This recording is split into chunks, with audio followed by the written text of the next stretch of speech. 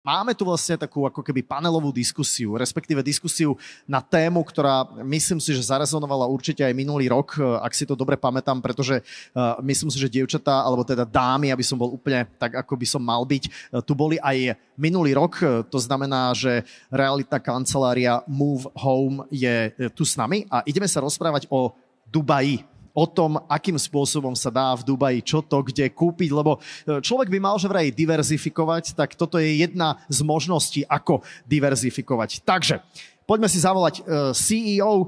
Prichádza Veronika Plichtová. Veľký potlesk. Veronika, vítaj, ahoj, nech sa páči. Môžete kontinuálne tlieskať. Prichádza aj Daniela Gažová. Veľký potlesk. Prichádza aj Natália Švarbová, veľký potlesk. A ešte na záver jeden veľký potlesk pre Žanetu Vaškovú. Nech sa páči, veľký potlesk. No, dámy, vítajte. Vítajte. Veronika, ahoj. Ahoj. Ahoj, ako sa máš? Veľmi dobre. No, my sme minulý rok sa tu v zásade stretli vôbec teda poprvýkrát. V Dubaji sa niečo pohlo? Je tam niečo nové, čo je možno vhodné spomenúť hneď na úvod? Počasie, dovolenkári, stále všetko fičí v Dubaji, ako má? Áno, ten kontinuálny rast je stále tam, takže sme sa rozrástli ako mesto, už nás je cez 4 milióny. Wow. Takže asi 300 000 nárast za minulý rok obyvateľstva. Aha. Stále dobré správy. Stále by si povedala, že ten Dubaj je stále atraktívny, alebo je z roka na rok ešte atraktívnejší? Je stále atraktívny. Je stále atraktívny. Stále atraktívny. Je tam ale pocítiť to, že to narazilo na nejaký, nie že strop, ale že už to nie je, že sa to napríklad nerozvíja až tak rýchlo, ako sa to rozvíjalo, čo ja viem, 10 rokov dozadu? Mm-hmm. Rozvoj je tam kontinuálny, ako som povedala.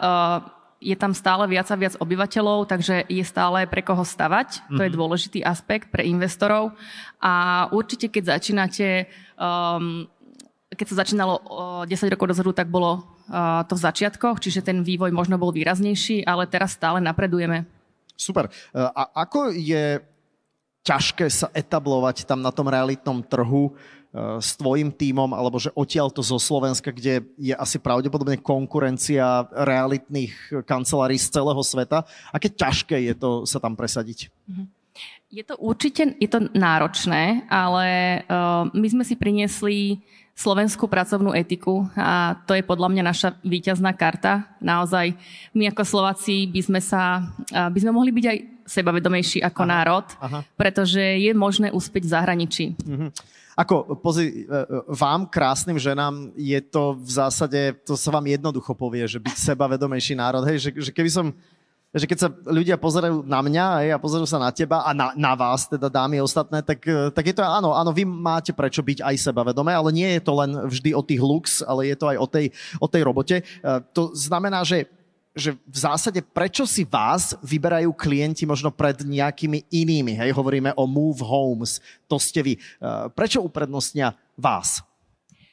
Máme veľmi dobré renomé, dodržujeme to, čo sľubujeme klientom, máme obrovský zásah na tom trhu, čiže máme obrovské množstvo príkladov, konkrétnych dôkazov.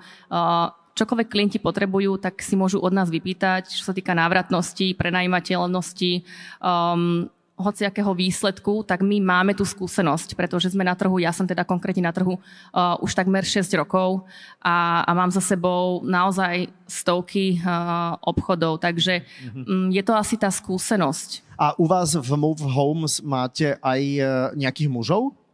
Áno, máme. A tiež musia splňať nejaké vizuálne kritéria? Tak berem to ako vtip. Lebo... Jasné, ale vo vtipe je najviac pravdy. Áno? No, tak musia spĺňať nejaké fyzické kritéria tiež? Tak tváre firmy sú tu vedľa mňa. OK. Ale nejde naozaj o vizuál. Každý v našom týme je vzdelaný. Máme právničku s červeným diplomom v tíme, máme fyzičku, máme koučku, psychologičku, takže každý je vzdelaný, kto je v tom tíme. Jasné, to je predpoklad úspechu. Ja to absolútne nespochybňujem. To nie je o tom, že vizuálne pekný človek musí byť hlúpy, hej, že ja som vlastne absolútna výnimka v tomto, že proste áno, je to tak, je to výnimka, ktorá potvrdzuje pravidlo.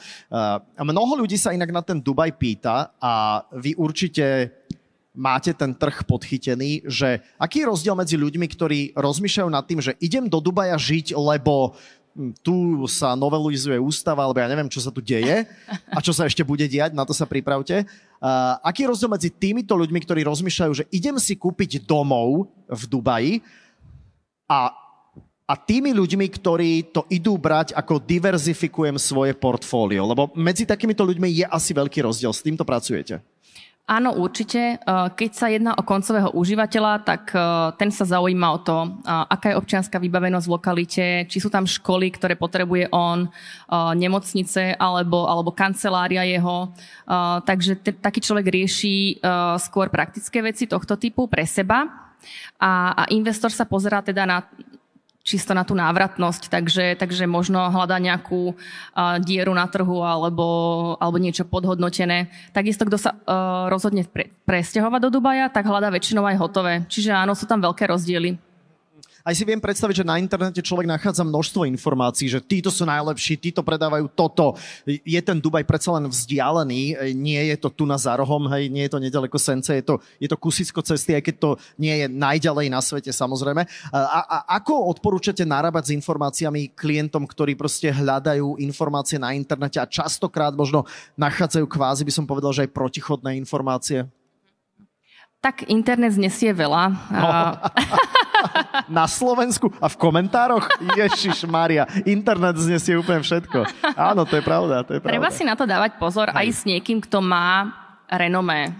Dobre, tak mi povedz, že to chápem, presne, že išiel by som za vami, lebo chápem, že ste na trhu a že ste zorientovaní, ale aj vy určite natrafíte niekedy na nejaké informácie, že toto je čo také aj bizarné si počula, alebo na čo si natrafila, že čo sú také najčastejšie triky, že ľudia povedia z iných ako z Move Homes, že toto je teraz tu najlepšie. Tak čím človek je úspešnejší alebo firma úspešnejšia, tak tým viacej hejterov prirodzene máme. Stretávame sa teda s tým pomerne už často, najmä keď nie sú schopní zaujať ničím iným ako nejakou antikampaňou. Asi taký najväčší bizár. No, je toho naozaj veľa. Každý mesiac riešime nejakú krízovú situáciu, kde sa snaží niekto na nás si vytvoriť kampaň. Ale väčšinou zoberú nejakú informáciu od nás a snažia sa to odinterpretovať úplne opačne. Napríklad toto nie je vhodná investícia, lebo... takže tak. A sú tam teda v Dubaji také projekty, ktoré ako sa zvykne my developeri tomu tak hovoríme, že to tak akože flipujem to, hej, že vlastne, že už je vidno, že nie sú tie projekty robené na trvalé bývanie, ale sú to také, že toto treba rýchlo otočiť. Asi aj také veci sa tam vyskytujú, či? Ja úprimne neodporúčam na takomto trhu veľmi flipovať. Je to už ustálený trh, už to nie je emergentný trh, takže neprináša zase toľko veľa príležitostí na okamžité ohodnotenie, ale ten trh už aj vo svetovom meritku, v globálnom meritku, to už je zastabilizovaný trh. Čiže je to bezpečnejší trh, ale zároveň, keď je bezpečnejší trh, tak prináša menej takýchto okamžitých ziskov. Áno, že taký zázrak, hej, že zrazu... Určite nie. Dobre, a posledná otázka, Veronika, na teba je, že kde to bude o 5 rokov s tým Dubajom, alebo kde to bude o 10 rokov, vysúšajú tam nejaké ďalšie pozemky a bude sa tam, má sa Dubaj kam rozširovať teda? Áno, má sa kam rozširovať, ešte nie je celkom vystavaný, tam je veľa priestoru, stavať zase tak rýchlo, bleskovo sa nedá, čiže máme stavby, ktoré keď sa teraz spustia, tak cca o tie 4 až 5 rokov sa budú odozdávať. Obyvateľstvo sa má rozširovať, čiže je to stále veľmi zaujímavé investične. Bude tam veľký príliv milionárov a miliardárov. Už teraz Dubaj je 4. najbohatšie mesto sveta. To je poprvýkrát v histórii. Hneď za New Yorkom, Londýnom a Hongkongom, myslím. Takže sme už medzi tými tier 1, medzi tou svetovou elitou, čo sa týka miest. No jasné, ale kde si tam dáš halušky?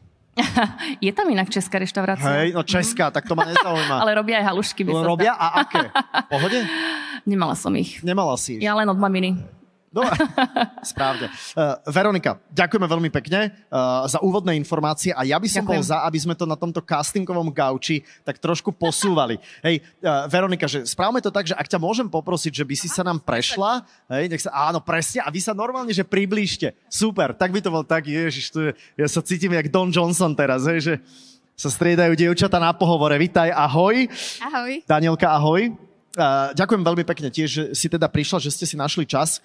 Ja som si pozeral aj v tých svojich poznámkach, ktoré mám tu v telefóne, preto ho mám tu takto, že máte za sebou v Move Homes viac ako 500 predajov ročne. Je to tak. Čo teda nechcem hovoriť, ale ak dobre počítam, a možno toto je pre vás šokujúca informácia, lebo sa vám pozerám do očí a vidím, že tápate, to je viac ako jeden byt za deň. Aj víkend.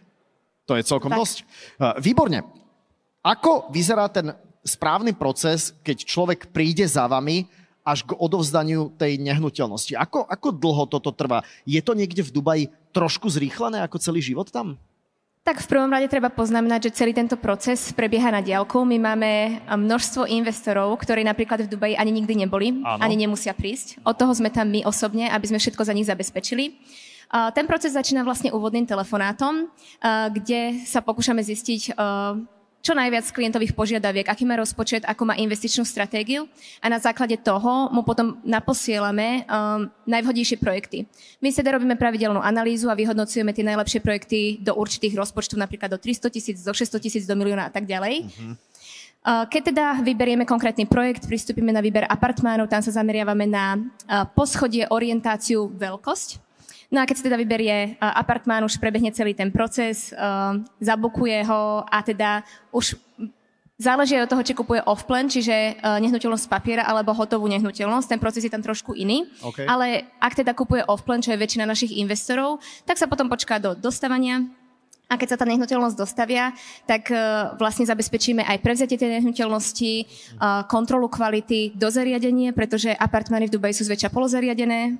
Takže vlastne vôbec nemusím ani do toho Dubaja ísť, vy to všetko vybavíte. Vôbec nie, áno. Perfektná, na čo by som tam v Dubaji robil? Áno, ale ponúkame aj doplnkové služby, napríklad otvorenie bankového účtu alebo vybavenie víz. A teda ten bankový účet je jediný úkon, na ktorý musia prísť a nedá sa spraviť napríklad cez plnú moc. Takže treba podpísať. Jasné, chápem, super. Dobre, s akými najväčšími mýtami ohľadne investovania v Dubaji si sa ty stretla za posledný rok napríklad? Dosť často od klientov počúvam takú obavu z toho, že o nehnuteľnosť prídu po určitom čase. A teda v Dubaji máme dva druhy pozemkov, freehold a leasehold. Okay. Keď kupujú na leasehold pozemku, to vlastníctvo je len na 99 rokov a potom nehnuteľnosť prepadá štátu. Takže táto obava je v podstate odôvodnená, ale napríklad naša agentúra ponúka len projekty na freehold pozemkoch. Takže neobmedzené vlastníctvo, ktoré spadá aj do dedičstva. Dobre, OK, mám úplne kontroverznú otázku. Môžem sa ťa spýtať? Nech sa páči. No, že čo keď sa kráľ Dubaja, shake it baby, sa rozhodne, že on všetko znárodní? Toto inak tiež niekedy počúvam. Ja počujem, a to je jedna vec, ktorú ja počúvam, že a čo keď shake povie, že všetko berie? Takto, ja by som na to reagovala týmto spôsobom. Šejk a celkovo dubajská vláda prispôsobuje tie podmienky tak, aby lákala zahraničný kapitál. Okay. Oni ho chcú a potrebujú, takže tie podmienky prispôsobujú zahraničným investorom. Takže nemáme vešteckú guľu, nevieme, čo sa stane, ale myslím si, že to nepôjde týmto smerom. Skôr naopak. Mám pocit, že Veronika zodvihla mikrofón a ide nám to vyvracať. Takže čo, ty sa asi poznáš s tým šejkom.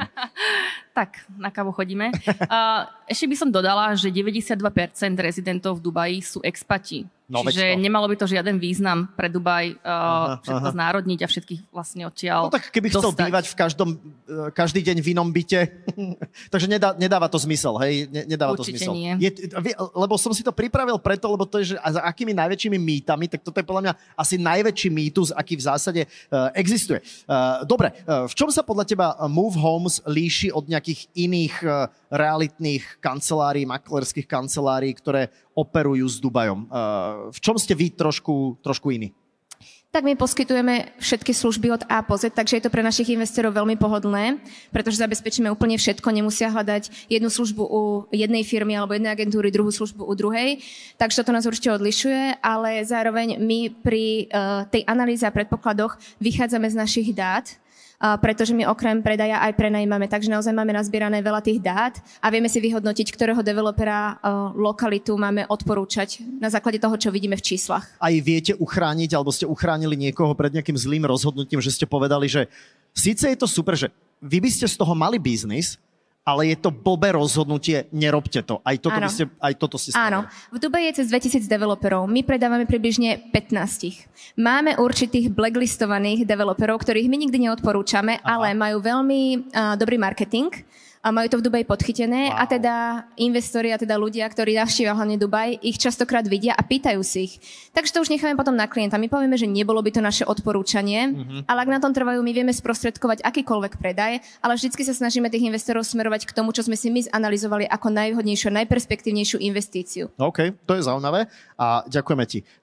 Veľký potlesk Daniela Gažová. Bola s nami tiež. Danielka, ďakujeme veľmi pekne. Ďakujem. Môžeš sa presunúť a dať priestor Natálii Švarbovej, ktorá prichádza sem a patrí k mladšej generácii maklérov.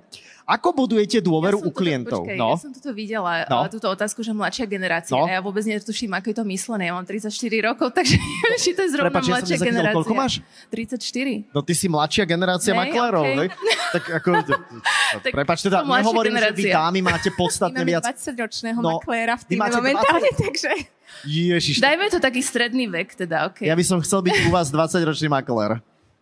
A máte aj nejakú žúrku niekedy, takú maklerskú žúrku? Mávate však?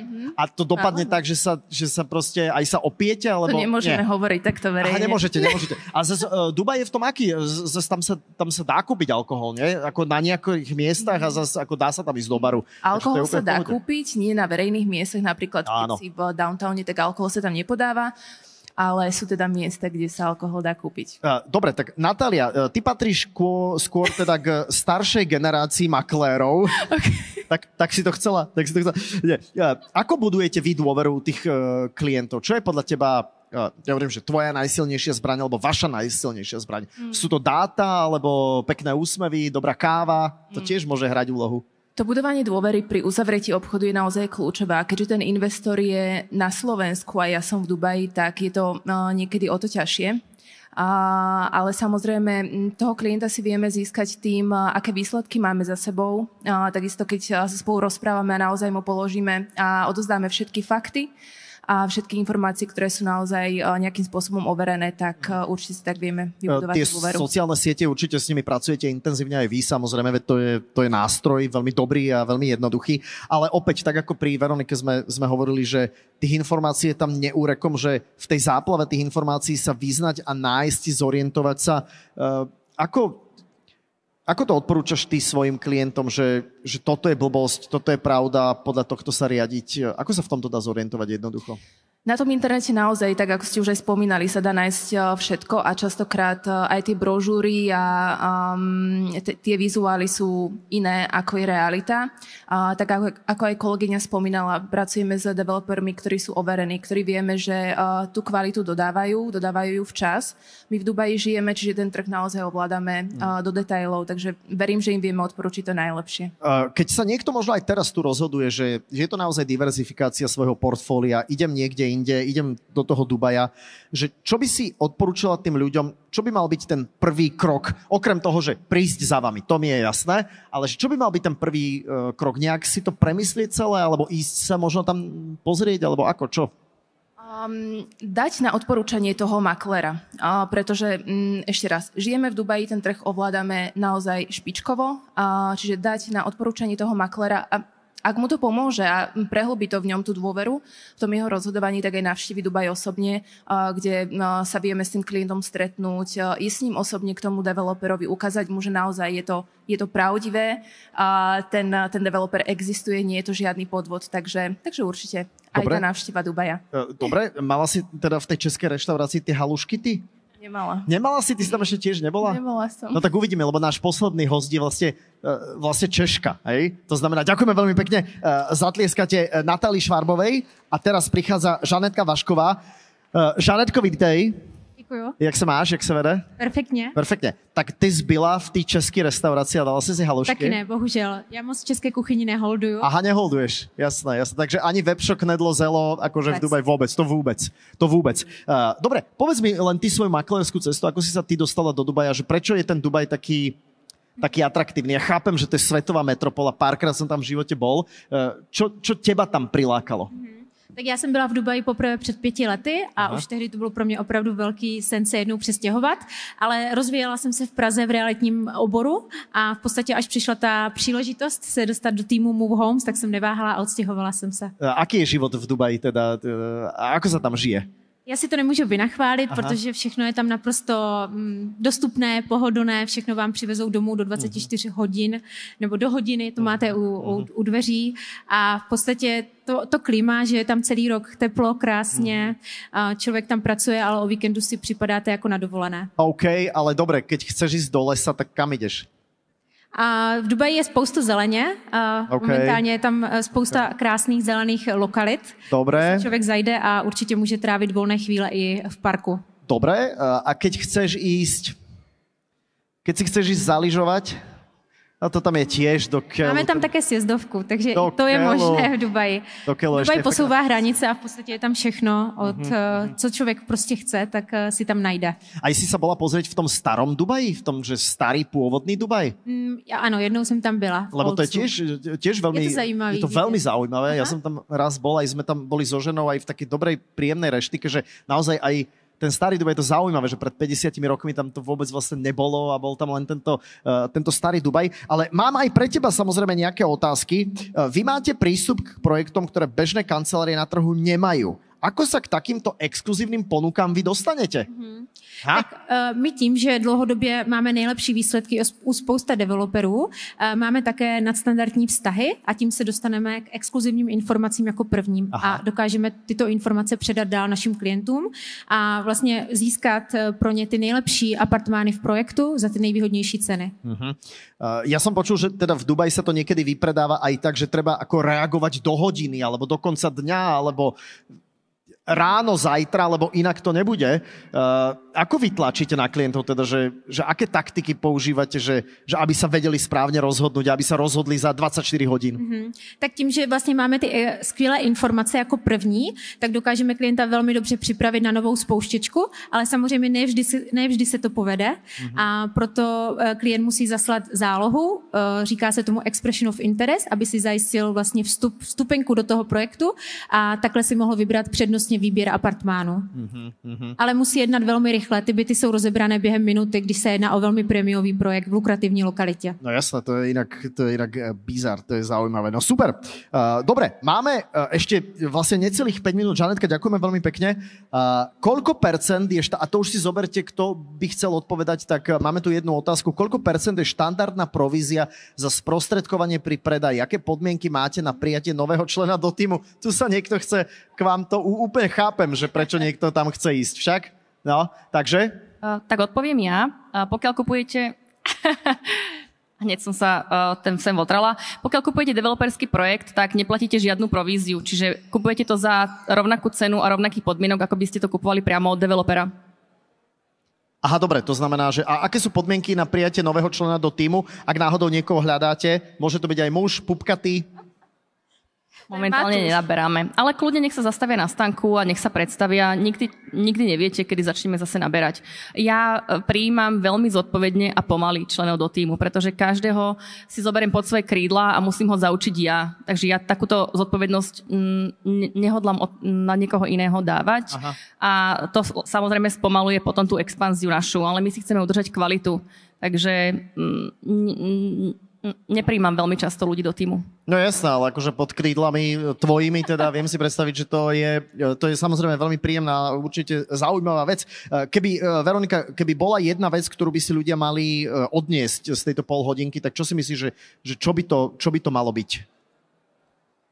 Z našeho rozhovoru alebo všeobecne? Všeobecne takto, že čo každá z dám povedali, že čo by bola tá dôležitá message, aby sme to možno skoncentrovali úplne na záver do nejakého takého jemného odkazu. Určite byť obozretný a vyberať, naozaj sa snažiť ísť po kvalite a nerozmýšľať iba ako turista, keď si predstavíte Dubaj, ale naozaj rozmýšľať nad tou expanziou mesta do budúcnosti. OK. A ja by som ešte pridal aj to, že už máme za sebou podľa mňa takú fázu, že Dubaj je senzácia. Už už je to realita, že tie byty sa tam stavajú, že sa tam kupujú a asi tiež, keď niekto príde s ponukou, že to bude zúročenie 20% a viac, že to je asi blbosť a ideme skôr na taký pomaličky stabilný rast asi, hej? Určite by som odporúčala v takejto optike to sledovať a mať takéto očakávania. Samozrejme, videla som, alebo do dnešného dňa vidím aj 20%, ale je to výnimka, nerátať s tým. A aby ste dokázali vyhodnotiť, ktorý projekt vám má možno ponúknuť nadštandardné ohodnotenie. Potrebujete toho makléra, potrebujete toho skúseného makléra na trhu, ktorý naozaj to rieši dennodenne. A keby za tebou prišiel niekto zo spoločnosti MR, tak sa volá tá spoločnosť? Áno. A povedali, že kupujeme Move Homes, takže by si to predala? Nie. Dobre, všetko má svoju cenu zase, hej? Nie, mňa baví a naplňa to, čo robím, takže Veronika, bez šance. 10 miliónov. Nie. 100. To už by som rozmýšľala, ale to si myslím, že nikto neponúkne, takže nebudem si robiť starosti. Ale počkaj, ale tak, že môžeš tam ostať, môžeš rozrastať svoj tím a bolo by to úžasné, lebo tam ja som videl, na každom dome je MR napísané. To je všetko šejkovo, čo?